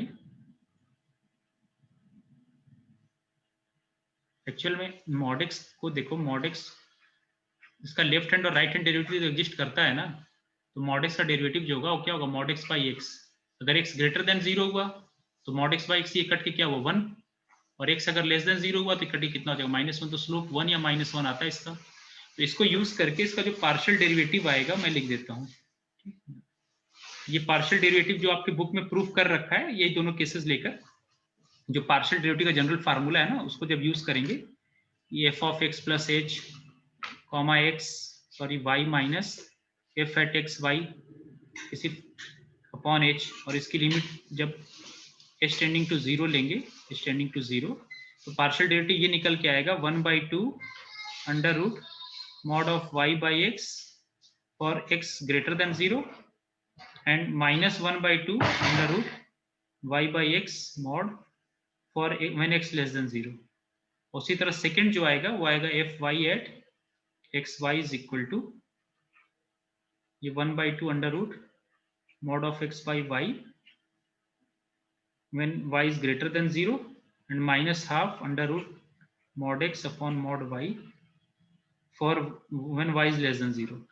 अब देख लो ये दोनों 0 को छोड़ के, 0 पे तो इसकी वैल्यू 0 है, तो ये दोनों ये बताया था under root mod of y by x, ये दोनों फंक्शन कंटिन्यूअस नहीं है।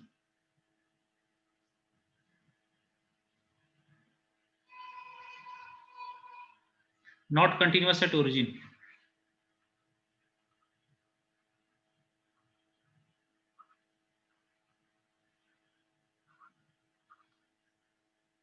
जीरो जीरो को ये पार्शियल डेरिवेटिव अगर कंटिन्यूटी चेक करना 0 पे, तो आप y इक्वल टू mx ले लो, तो देखो ये लिमिट m पे डिपेंड कर जाएगी, तो डिफरेंट m के लिए डिफरेंट fx की लिमिट मिलेगी, जबकि 0 पे इसकी वैल्यू कितनी आ रही थी, 0 आ रही थी, तो उसकी वजह से फंक्शन कंटिन्यूअस नहीं है। अब देखो दोबारा आप उस रिजल्ट को रिकॉल करो, उस रिजल्ट को अगर आप रिकॉल करोगे जो अभी मैंने लिखा था, तो उसके लिए ये दो एग्जाम्पल बहुत अच्छे एग्जाम्पल है। ये क्या है कि ये ऐसा एग्जाम्पल है जिसमें पार्शियल डेरिवेटिव कंटिन्यूअस नहीं है, फंक्शन डिफरेंशिएबल भी नहीं है और पार्शियल डेरिवेटिव कंटिन्यूअस भी नहीं है। तो मैंने कहा था ना, अगर नॉट डिफरेंशिएबल होगा तो वो दोनों कंडीशन फेल करेगी, क्योंकि अगर वो कंडीशन होल्ड कर जाती तो फंक्शन डिफरेंशिएबल हो जाता। तो उसके लिए एग्जाम्पल हो गया। तो ये दो एग्जाम्पल मैंने करा दिए, इसको याद रखें इन दो से आप। और एक रिजल्ट उसी तरह कंटिन्यूटी के लिए भी है, वो कर लें कंटिन्यूटी के लिए। तो कंटिन्यूटी के लिए भी ये योंग्स थ्योरम करके ना, जो रियल एनालिसिस की बुक है उसमें दे रखे हैं कई रिजल्ट, 2-3 रिजल्ट हैं, उसको एक बार देख लेंगे। ये मैंने अंडर रूट एक्स वाई करा दिया। अब एक दो क्वेश्चन सिक्वेंशियल अप्रोच से दोबारा मैं रिकॉल करा दूं। तो ये पार्शियल डेरिवेटिव आपका कंप्लीट हो गया।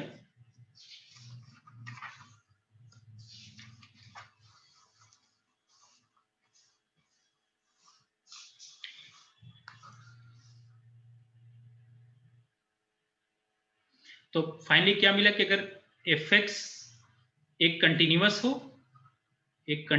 हो और एक जो है वो एग्जिस्ट कर रहा हो, तो क्या इंप्लाई करेगा कि f इज डिफरेंशिएबल, है ना, f इज डिफरेंशिएबल।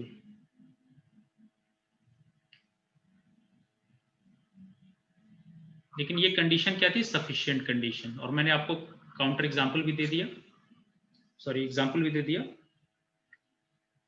उसी तरह अगर एक कंटिन्यूअस हो, दूसरा अगर बाउंडेड हो ना, तो भी ये कंडीशन ट्रू होता है, लेकिन इसका कन्वर्स ट्रू नहीं है।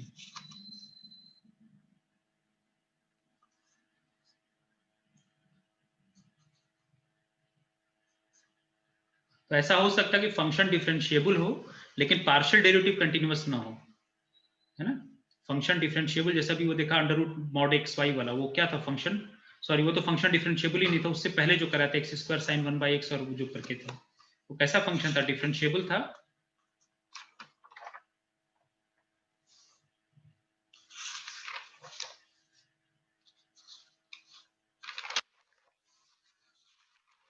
अब मैं इसमें एक एग्जांपल करा देता हूं आपको, फंक्शन जो कि वेक्टर वैल्यूड फंक्शन का आपको सिलेबस में आपके जो है सिर्फ ये लिखा फंक्शन ऑफ सेवरल वेरिएबल, 1 और 2 वेरिएबल, ठीक है ना। तो देखिए अगर आप अपना फंक्शन ऑफ 2 और 3 वेरिएबल्स में limit, continuity, partial derivative, differentiability पढ़ना और मैक्सिमा मिनिमा, तो मैक्सिमा मिनिमा में बाद में आऊंगा। यहाँ पे एक क्वेश्चन ये है कि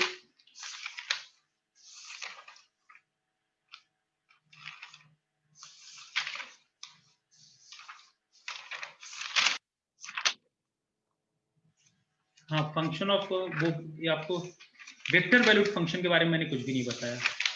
वेक्टर वैल्यूड फंक्शन के बारे में थोड़ा सा एक आइडिया दे दूं कि वेक्टर वैल्यूड फंक्शन के क्वेश्चंस को आप कैसे चेक करेंगे। तो देखो पहले तो ये लिमिट और कंटिन्यूटी की जो डेफिनेशन है, इसको वेक्टर वैल्यूड फंक्शन के लिए, तो जैसे अगर f वेक्टर वैल्यूड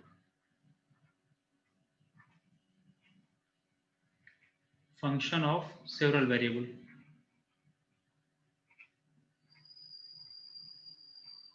तो यहाँ पे वेक्टर वैल्यूड फंक्शन का क्या मतलब कि f Rn से, सपोज कि अगर Rn कोई फंक्शन है, ठीक है, where n is not equal to 1, where n is not equal to 1 और m भी नॉट इक्वल टू 1 होगा तभी वेक्टर वैल्यूड कहलाएगा। और सपोज किया कि ये f के डोमेन में कितने हैं, x1 x2 xn n variables हैं, और ये इज इक्वल टू सम है f1 f2 fm, ठीक है। ये यहाँ पे जो मिलना चाहिए फंक्शन, ये जो रेंज आएगा, ये बेसिकली Rm का कोई भी मेंबर क्या होगा, m स्लॉट होंगे उसमें। तो आप ये देखो कि ये जो हर एक f1 है ना, ये हर एक f1 क्या हो रहा है, ये हर एक f1 जो है ये आपका Rn to R मैप है, Rn to R, ठीक है, इसे ये वेक्टर वैल्यूड, क्योंकि m की वैल्यू नॉट इक्वल टू 1 है, तो vector valued function of n variables, इसे कहेंगे vector valued function of vector valued function of n variables. तो डोमेन f का क्या है, यहां से कुछ इंपॉर्टेंट ऑब्जर्वेशन क्या है कि domain of f and fi's are same. दोनों का डोमेन क्या है, दोनों का डोमेन, इसका भी डोमेन Rn और f का भी डोमेन क्या Rn है, कह सकता हूं मैं यहां से। दूसरा, लेकिन रेंज वेरी करेगा ना, रेंज, क्यों, क्योंकि f का रेंज क्या है, या Rm का सबसेट होगा, f का रेंज होगा Rm का सबसेट होगा, जबकि f का रेंज R का सबसेट होगा। मतलब f1 f2 f3 fm जो होंगे, ये इनका जो रेंज है, जो वैल्यूज है, वो कोई रियल नंबर होगा, जबकि यहाँ पे f का जो रेंज है वो कोई वेक्टर वैल्यूड फंक्शन होगा। तो मैं लिख सकता हूं कि रेंज ऑफ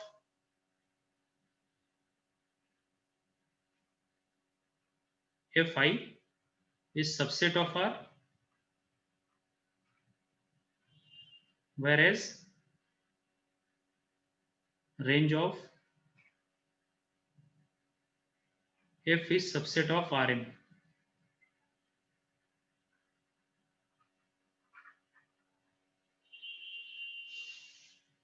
तो इमेजेस क्या हुए, f के इमेज जो हुए वेक्टर्स हुए, और इमेजेस fi के क्या हुए, रियल नंबर्स। तो अब क्वेश्चन है कि इसमें कैसे चेक करेंगे कि जैसे कोई फंक्शन आपको दे दिया जाए, सपोज किया कि कोई भी फंक्शन दे दिया, जैसे सपोज किया कि f of x Y, suppose किया कि f मेरे मैं दे दे रहा हूँ R2 टू R3 या R3 टू R2 ही कर लो, या R3 कर लो, चलो f3 from R3 to R3, और मैं डिफाइन कर रहा हूँ f of x Y Z is equal to से x y, और या चलो R2 कर लो, R2 टू R3, तो एक स्लॉट कम कर दो, f of x Y equal to X Y, और इधर कुछ कर लो x प्लस वाई, या कुछ ऐसे कर लो f of x Y is equal to, यहाँ हो गया एक्स स्क्वायर कर लो, यहाँ पे x साइन 1/x कर लो, x साइन 1/x, और एक और ले लो y। तो अगर इन फंक्शंस की मुझे लिमिट कंटिन्यूटी चेक करनी है ना, तो रिजल्ट ये होता है कि अगर ये सारे स्लॉट फंक्शन कंटिन्यूअस हैं तो f भी कंटिन्यूअस होगा, और f कंटिन्यूअस है तो सारे स्लॉट फंक्शन कंटिन्यूअस होते हैं।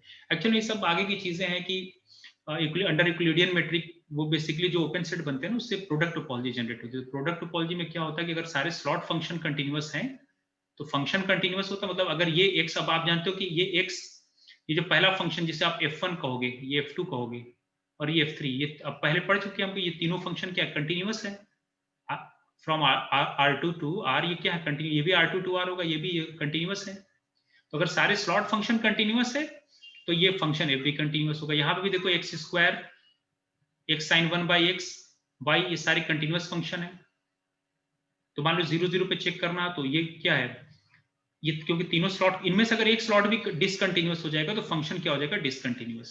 उसी तरह लिमिट अगर निकालनी है तो इसकी लिमिट निकालेंगे, इसकी लिमिट निकालेंगे, इसकी लिमिट, और मान लो ये लिमिट अगर जा रहा है कुछ अल्फा पे, ये बीटा पे जा रहा है, ये गामा पे, तो इसकी लिमिट कितनी हो जाएगी, अल्फा बीटा गामा।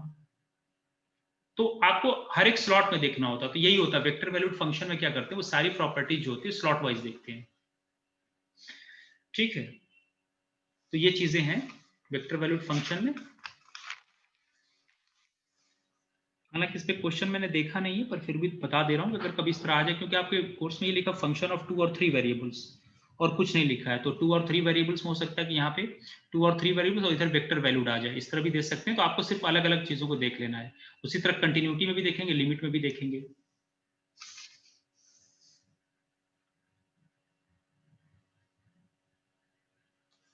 और कोई डाउट है तो बताएं। अभी का क्वेश्चन मैं लिमिट वगैरह से करा देता हूँ।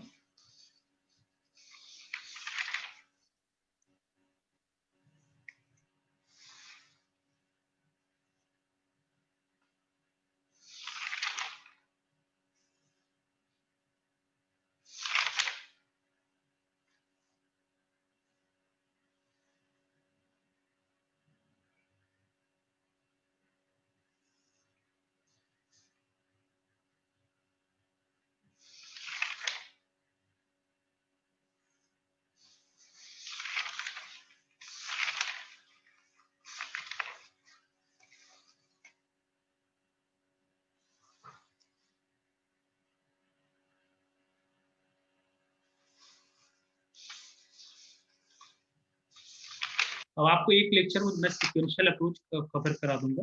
एक्चुअली सीक्वेंशियल अप्रोच आपको दूसरे टीचर ने कराया, तो मुझे नहीं मालूम क्या क्या कराया है। उन्होंने उम्मीद है पूरा करा दे, पर फिर भी मैं इसको एक क्लास लेके इस पर अलग से डिस्कशन करा दूंगा।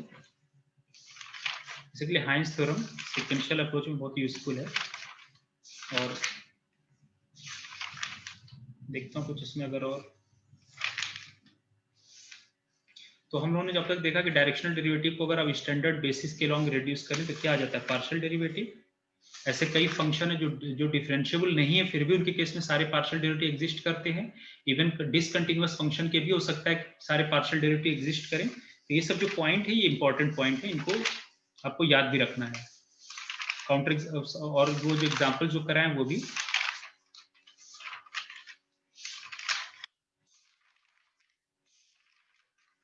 थोड़ा सा मैं एक क्वेश्चन थोड़ा सीक्वेंशियल अप्रोच का रिकॉल करा दूं, उसके बाद ये लेक्चर कंप्लीट करता हूं।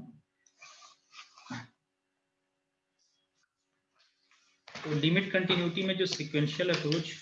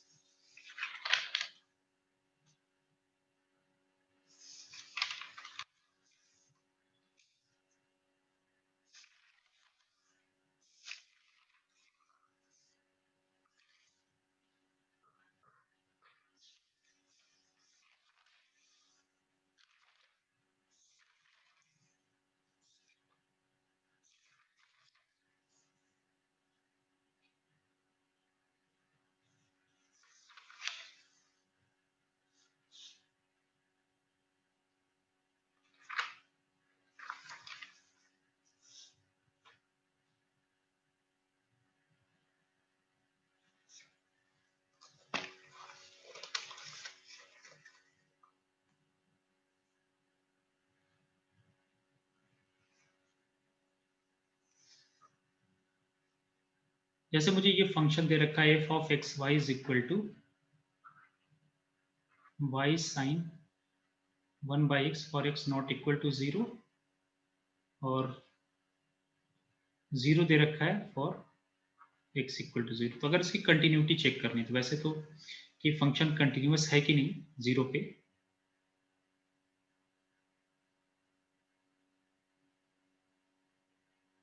ठीक है।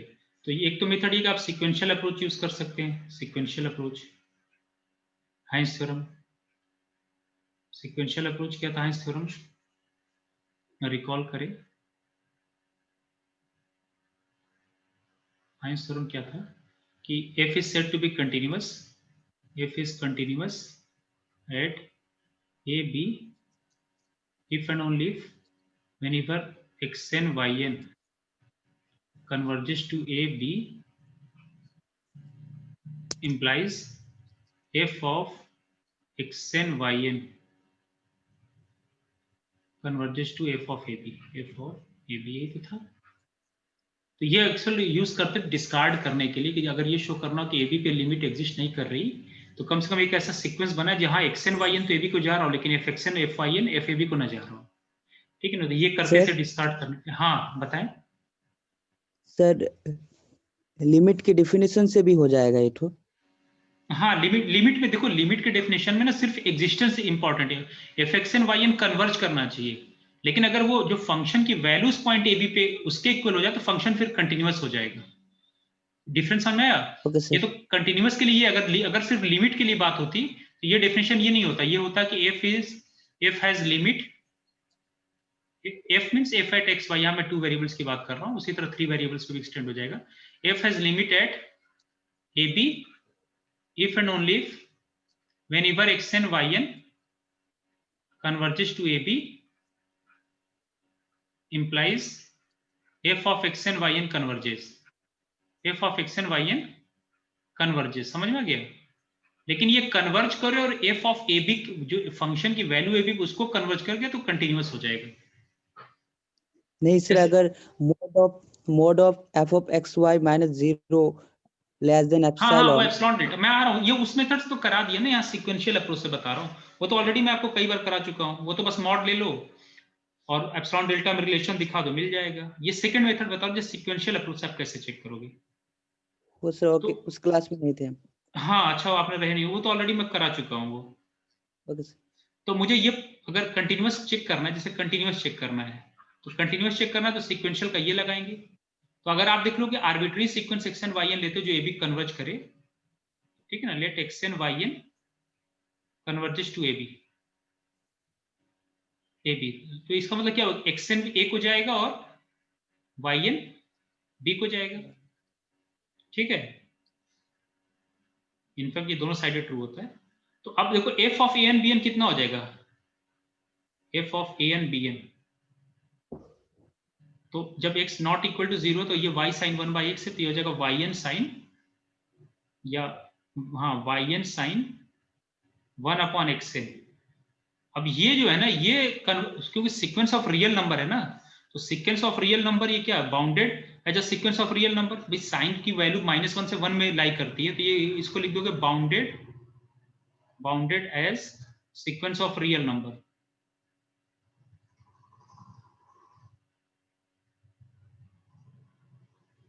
और ये जा रही जीरो की तरफ, तो zero into a bounded number क्या हो जाएगा, ये जीरो की तरफ चला जाएगा।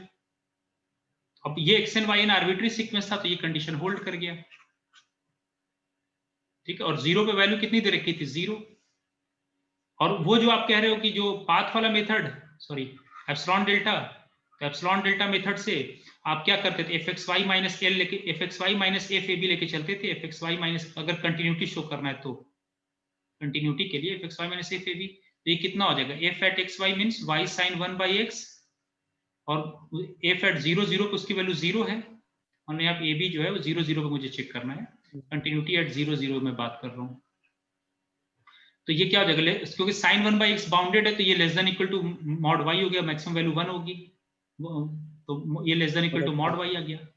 अच्छा ये तो आपको हमेशा दिया रहता है कि mod of Y minus 0 less than delta, mod of X minus 0 less than delta, जब वाई 0 पे ही चेक करना है ना, जब एक्स और वाई 0 का अप्रोच करे, तो आप इसे लिख दो mod strictly less than delta. तो यहाँ से epsilon equal to delta work कर गया, डेल्टा इक्वल टू क्या हो गया एप्सिलॉन, अब जो भी एप्सिलॉन दे दो डेल्टा वही डेल्टा मिल जाएगा, such that F X Y minus F at 0 0 is less than epsilon. तो ये या तो आप सीक्वेंशियल अप्रोच से प्रूफ कर दो, या कंटिन्यूटी ये जो जो एप्सिलॉन डेल्टा डेफिनेशन उससे प्रूफ कर दो। आगे समझ में? Okay sir. हाँ तो दोनों मेथड है। और एक एग्जांपल और जो उस दिन मैं करा रहा था साइन 1 बाई एक्स वाला,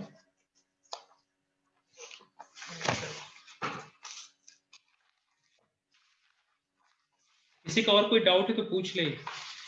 और ये बस ये एक लास्ट क्वेश्चन करा के कंप्लीट कर रहा हूँ, फिर नेक्स्ट क्लास में जो है वो आपको मुझे ये कराना है, सॉरी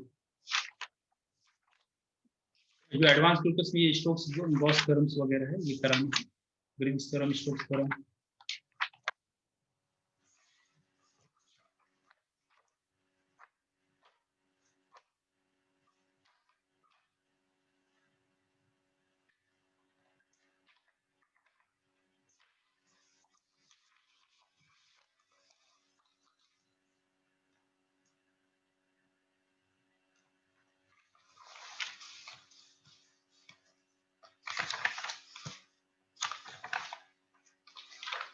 बेसिकली ये जो है ना सीक्वेंस ऑफ रियल नंबर आपके कोर्स में है, सीक्वेंस ऑफ फंक्शंस नहीं है, वो नेट वगैरह के सिलेबस में है।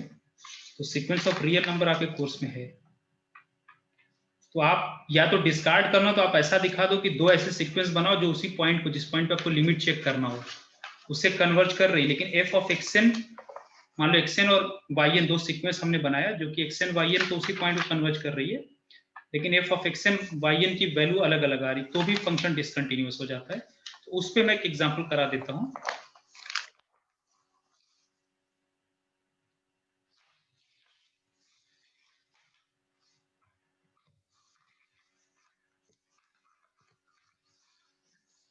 ठीक है। और हालांकि y sin 1/x तो वैसे भी इसकी लिमिट 0 पे ही जाएगी, क्योंकि जब xy टेंडिंग टू 0 0 लोगे ना किसी भी पाथ से, तो ये तो बाउंडेड हो जाएगा और y 0 इंटू फाइनाइट क्वांटिटी क्या 0 की तरफ जाएगा। मेरा क्वेश्चन जैसे वो क्वेश्चन कराया था ना आप लोगों को, जैसे limit extending to 0, show that limit extending to 0 sin 1/x does not exist. तो अब यहाँ पे ये सीक्वेंशियल अप्रोच बहुत यूजफुल होता है। जैसे इसको डिस्कार्ड करना हो कि इसकी लिमिट एग्जिस्ट नहीं कर रही, तो दो आप ऐसे does not exist at 0 at, है ना, एक्सटेंडिंग टू 0 दे रखा है यहाँ पे ऑलरेडी। तो दो ऐसे सीक्वेंस बनाओ xn yn, जहां xn भी 0 को जा रहा हो, yn भी 0 पे जा रहा हो, लेकिन f ऑफ xn और f ऑफ yn इन दोनों की लिमिट डिफरेंट डिफरेंट आ जाए। क्वेश्चन समझ में आया? मैंने कहा कि जब डिस्कार्ड करना हो तो आप ये दिखा दो कि दो जिस पॉइंट पे ये चेक करना होता है ना लिमिट, तो ऐसे दो सीक्वेंस लो जो कि xn yn जो 0 0 को जा रहा है, लेकिन fxn fyn की वैल्यू इक्वल ना हो। As a sequence fxn fyn ये जो है इक्वल ना हो। तो आप ऐसे बना सकते हो, बहुत से एग्जांपल है। जैसे आप ये ले लो xn इक्वल टू सीक्वेंस ले लो xn is equal to 1/n pi और एक yn ले लो। आपको पहले सीक्वेंस ऐसे लेने जो कि क्या होने चाहिए, वो 0 को जाना चाहिए। तो देखो ये सीक्वेंस भी 0 को जा रहा है, ये सीक्वेंस भी 0 को जा रहा है, तो ये दोनों xn yn ऐसे सीक्वेंस है जो कि 0 को जा रहे हैं। लेकिन f ऑफ xn ये साइन का फंक्शन है ना, तो ठीक है, ये रेसिप्रोकल में इसलिए ताकि आप आसानी से वैल्यू निकाल पाओ। ये 1/n पाई, तो साइन n पाई क्या हो जाएगा 0। तो देखो साइन n, तो f ऑफ xn कितना जाएगा, n पाई के सारे मल्टीपल पे ये क्या होगा 0, सीक्वेंस 0 कन्वर्ज करेगा। और f ऑफ yn π/2 के मल्टीपल पे, π/2 के मल्टीपल पे क्या होगा, या तो 1 या -1। लेकिन यहाँ कौन सा मल्टीपल है, n की वैल्यू 1 जब रखोगे तो क्या आ जाएगा 4 - 3, ये ऑड मल्टीपल है ना, तो ये पाई फिर तीसरा वाला आएगा यहाँ पे आएगा। तो ये किस पे जा रहा है, 1 पे जा रहा है, 1 पे जा रहा है। तो हमने क्या दिखा दिया कि xn yn की लिमिट तो इसी 0 को जा रही है, लेकिन उस पे f of xn f of yn different आ रहे हैं। तो ऐसे भी डिस्कार्ड कर सकते हो। Therefore limit does not exist, therefore limit does not exist.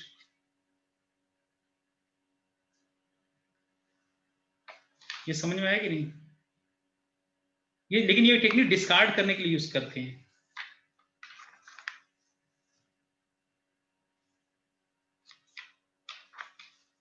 अब थोड़ा रेशनल इरेशनल का केस नेक्स्ट क्लास में मैं डिस्कस करूंगा।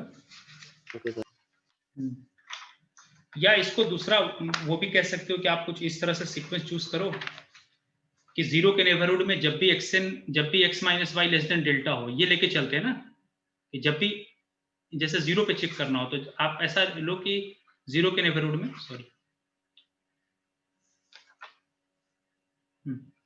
जब भी एक ये जो है ना, जब भी x1 x2 ले लो 0 के नेबरहुड में, 0 के नेबरहुड में जैसे 0 - डेल्टा 0 + डेल्टा, इसमें जब भी x1 x2 चूज करो कि उनके बीच का जो डिफरेंस है वो आप जब स्मॉल कर सको, x1 - x2 जब भी उनके बीच का डिफरेंस ये लेस देन डेल्टा हो, और every x1 x2 belonging to 0 - delta 0 + delta, means delta neighbourhood implies f of x1 minus f of x2 भी लेस देन एप्सिलॉन होना चाहिए। इसे जितना छोटा चाहे उतना बना सकते हो, लेकिन डिस्कार्ड करने के लिए दो ऐसे x1 x2 लो जिनका डिफरेंस किसी डेल्टा से है ना, कि जो भी यहाँ डेल्टा चूज करो, for every epsilon greater than 0 there exist delta, जो डेफिनेशन है there exist delta greater than 0, तो डेल्टा को चूज कर लो such that x1 - x2 less than delta है। लेकिन ये दिखा दो ये जो डिफरेंस है वो फर्दर किसी फिक्स्ड कांस्टेंट से कम न कर पाओ। जैसे ये दिखा दो कि ये डिफरेंस जो है वो greater than some constant c है, जैसे यहाँ 2 आ गया तो 2 से फर्दर कम ना कर पाए, तो ये डेफिनेशन फेल कर जाएगा। तो वो भी तरीका जो मैंने पहले के लेक्चर में डिस्कस कर दिया है। तो ये कंडीशन लेके चलते और ये शो करना होता है, और अगर ऐसा मिल गया तो वो फंक्शन क्या हो जाए, कंटिन्यूअस हो गया। लेकिन ये मेथड जो यूज करते हैं ये बेसिकली डिस्कार्ड के लिए यूज करते हैं।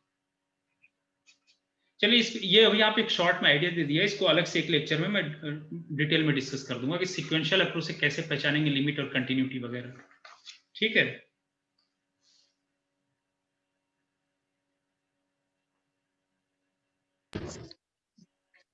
अब अगर कोई सवाल हो तो बता दें, क्योंकि मैंने देखो एक जितना हो सकता है, अब ये क्योंकि आईटी जैम की क्लास है और ज्यादा दिन बचे नहीं थे, मैंने एक शॉर्ट में बहुत डिटेल में डिस्कशन नहीं किया है आपको, लेकिन इतना हिंट दे दिया कि आप जो मेन टॉपिक वो पढ़ सकते हैं। फिर जब सेशन स्टार्ट होगा तो मैं वीकली 2 लेक्चर बना आपसे करके और जो यूट्यूब अकाउंट इस पे अपलोड कर दूंगा। Okay sir. अगर किसी कोई डाउट है, कोई टॉपिक और इसके बाद क्या कराना तो बता दे, मुझे जब टाइम मिलेगा तो मैं हफ्ते में कम से कम 2 लेक्चर बना के आप लोगों से शेयर कर दूंगा लिंक। यस, तो इसके बाद मैं ये करा देता हूँ शॉर्ट में, थोड़ा सा डायरेक्शनल डेरिवेटिव तो बता दिया है। अब ये स्टोक्स थ्योरम, गॉस थ्योरम, कहाँ पे क्या चीजें ध्यान देनी है इसमें, क्योंकि इस पे क्वेश्चंस आ रहे हैं, और change of order of integration ये करा देता हूँ, तो ये 2 लेक्चर में कवर हो जाएगा। 2-2, 3-3 एग्जाम्पल कैसे कंप्यूट करना है ये करा देता हूँ, तो ये हो जाएगा। इसके बाद आप लोग जो बताएं तो मैं वो पढ़ा दूंगा। सर कब है ये सब? क्या कब है? जो गॉस थ्योरम और ये सब ये एडवांस कैलकुलस में है ना। नहीं, कब क्लास होगा ये?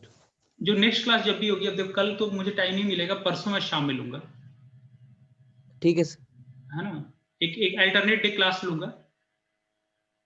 अब आज संडे था तो आज मैंने 2 क्लास ले लिया। ठीक है, तो बंद करूं यहाँ पे? Okay sir. ठीक है फिर, है ना, ओके।